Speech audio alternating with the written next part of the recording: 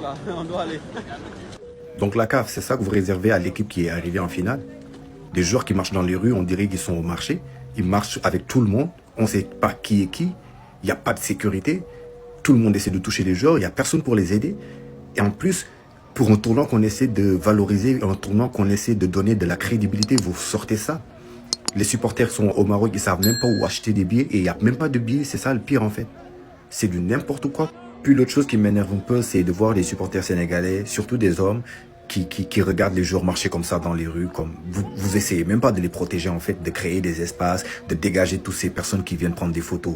Ils jouent pour vous, ils défendent votre drapeau, mais essayez au moins de les défendre dans la rue s'il vous plaît les gars. Je suis dégoûté, c'est comme ça que va finir cette CAN. La finale, c'est demain. Et la fédération sénégalaise vient de sortir un communiqué avec 4 points consternants. Le premier sur le dispositif sécuritaire et l'accueil. En gros, à la gare, il n'y avait pas de policiers pour assurer la sécurité des joueurs sénégalais et de leur staff. On le voit sur plusieurs images qui sont exposées, puis même on voit que les joueurs sont stressés. Même si sur certaines images, il y a des policiers, ils auraient été en réalité 5 pour assurer la sécurité de tous les joueurs sénégalais. C'est trop peu. Deuxième point concernant l'hébergement de l'équipe nationale. Normalement, l'équipe du Sénégal aurait dû être accueillis dans un hôtel 5 étoiles d'office afin de garantir les conditions de récupération requises, mais on leur avait seulement proposé un petit hôtel dans le centre-ville. La fédération sénégalaise a donc dû insister et refaire une demande pour obtenir le fameux hôtel 5 étoiles. Troisième point, et là on commence à rentrer dans les trucs les plus bizarres et scandaleux, c'est sur le site d'entraînement et la reconnaissance du terrain. Le Maroc avait mis de base à disposition le complexe Mohamed VI pour l'équipe du Sénégal, sauf que le problème, c'est que c'est aussi le camp de base de l'équipe adverse, donc du Maroc. Normal que pour le Sénégal, c'est impossible de s'entraîner là-bas. Ça n'existe pas une compétition où tu t'entraînes dans le même centre d'entraînement que ton adversaire. Là, on est à 24 heures de la finale et le Sénégal ne s'est toujours pas entraîné et pire, ils ne savent toujours pas où ils vont s'entraîner. Et le quatrième point qui pour moi est un scandale, il concerne la billetterie à disposition des Sénégalais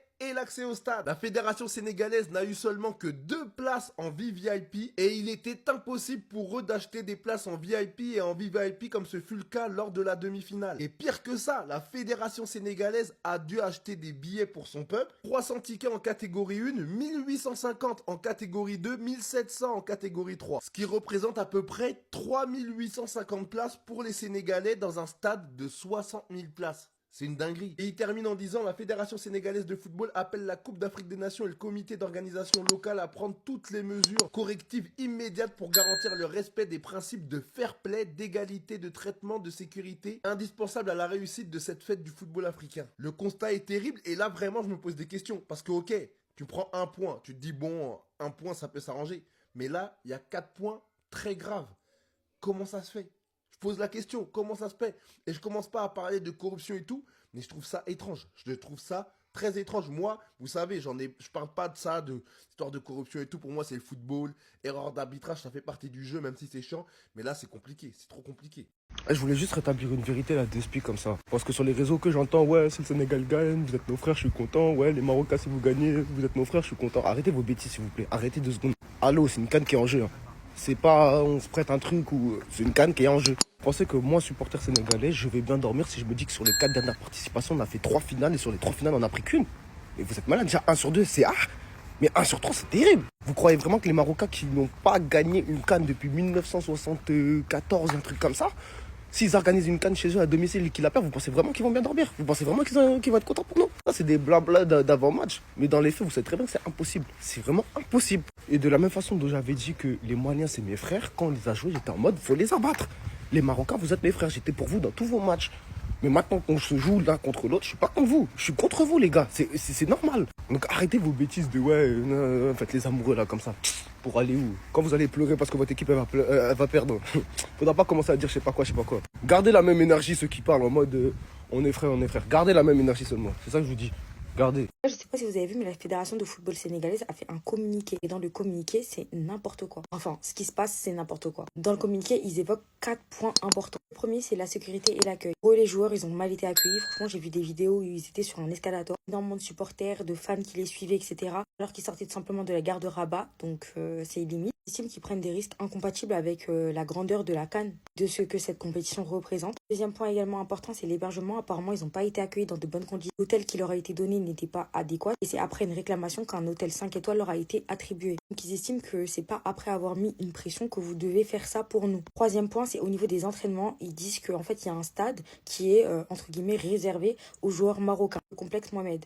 Apparemment, les joueurs sénégalais ne peuvent pas aller s'entraîner là-bas. Donc là, c'est encore problématique parce que jusqu'à aujourd'hui, ils ne savaient pas où ils allaient s'entraîner. Donc ils trouvent qu'il y a un manque d'équité totale avec l'équipe marocaine. Le dernier point, c'est par rapport à la billetterie. Il n'y a pas assez de place pour les supporters sénégalais. Même au niveau du nombre de places VIP, les Sénégalais n'ont pas assez de place. Du coup, là, la fédération, elle dénonce un gros manque d'équité totalement visible, malheureusement. Et attention, que ce n'est pas à cause des Marocains. Les Marocains ne doivent pas prendre cette vidéo personnelle ou le message de la fédération personnelle, membres du personnel à l'organisation, de pouvoir mettre à l'aise les joueurs, de faire en sorte qu'il y ait de l'équité entre les deux équipes finalistes. Les gars, on parle quand même d'une finale continentale. Et encore une fois, on parle d'une finale continentale, c'est pas un match amateur qui va y avoir. Donc voilà, malheureusement, cette compétition, c'est pas uniquement l'image des sponsors, même qu'il y ait le respect au niveau des équipes, au niveau des supporters. Du coup, malheureusement, quand l'organisation est défaillante, malheureusement, la compétition, elle perd en crédibilité. Le pays organisateur, malheureusement, également perd en crédibilité. Voilà, j'espère que le nécessaire sera fait quand même et que la finale se passera et qu'après tout ça, on n'entendra plus parler de toutes ces polémiques. S'il vous plaît, ne gâchez pas la CAN. On a vécu un truc de malade mental avec cette compétition.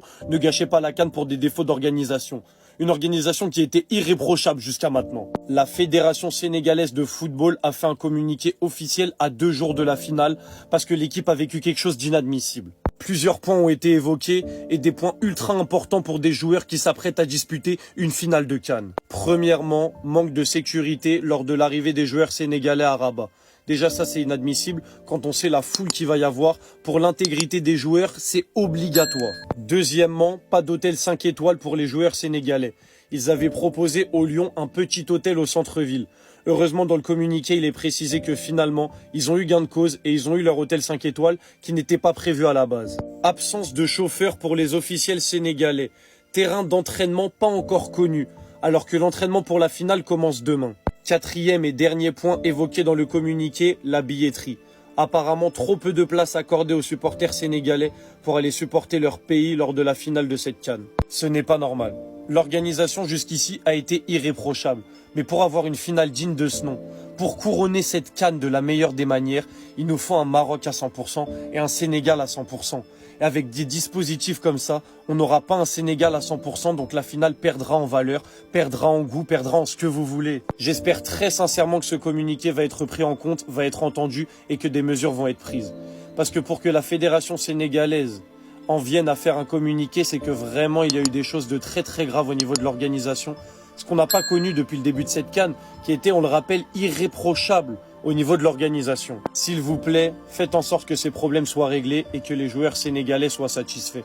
On veut un Maroc à 100%, on veut un Sénégal à 100% pour avoir une finale digne de ce nom et couronner cette CAN légendaire qui a été presque parfaite au niveau de l'organisation, des stades, etc. Donc j'espère que ce communiqué va être entendu parce que ce que les joueurs sénégalais ont subi, c'est inadmissible.